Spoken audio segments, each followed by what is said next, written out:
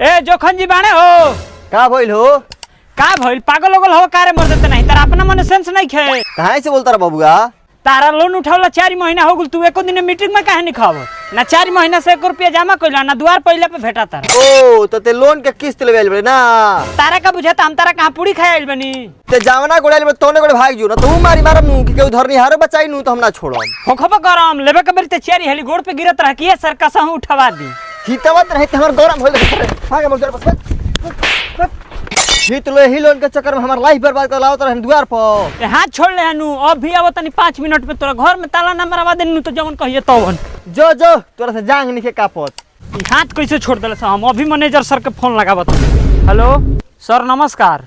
सर जौन जोखन जादव के 4 महीने से पैसा बाकी रहा उनका द्वार पे हम आज मांगे कोई नहीं है तो हमारा ऊपर हाथ छोड़ देले हैं। हाँ सर जल्दी आई हम इनके द्वार कहाँ खड़ा बानी। हाँ फोन रखो रखो आगुल पानी 2 मिनट रुक जाऊँ हमें केने बारे कर अपना मन बढ़ गइल बा कि हमरा स्टाफ पे हाथ छोड़ दो सब पैसा नहीं दे। हाय आई मैनेजर साहब है का है दे इनकर द्वारा बा एकर नाम हो जोखन हो के हाथ छोड़ रहला हो ये बेरा बाई में बड़े से पीटो हे सना तले मन हे सना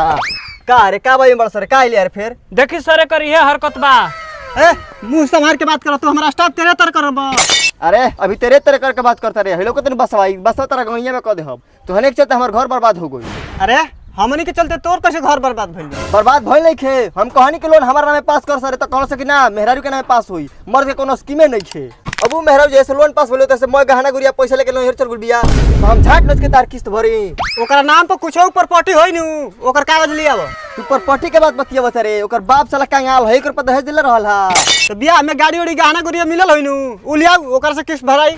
गाड़ी ना की फरारी मिल रहल हिया सब भक्चन रहबे का रे जब हम एक खाली कहत नहीं ओकर बाप साला कंगाल रहल हमर बियाह सामूहिक बियाह में भई रहे तो दहेज में गहना गाड़ी झाट नच के आई एकरा बात पे विश्वास मत करब सॉरी कुल प्लान बना के काम करता तभी बनाओ प्लान एकरा के कोर्ट में देख लेल जी चल आज ये कोर्ट से नोटिस भेजाओ जी एकरा के। हाँ चली सर चल जा जा कोर्ट के डर मत देखावा कोर्ट का बरियारी बतियाई हमरा जरे जेकरा के देले ओकर फिर नोटिस भेजोइबो हम तो खुदे कंगाल हो गइल बनी। ठीक है हम फरियाएंगे कल तुमसे।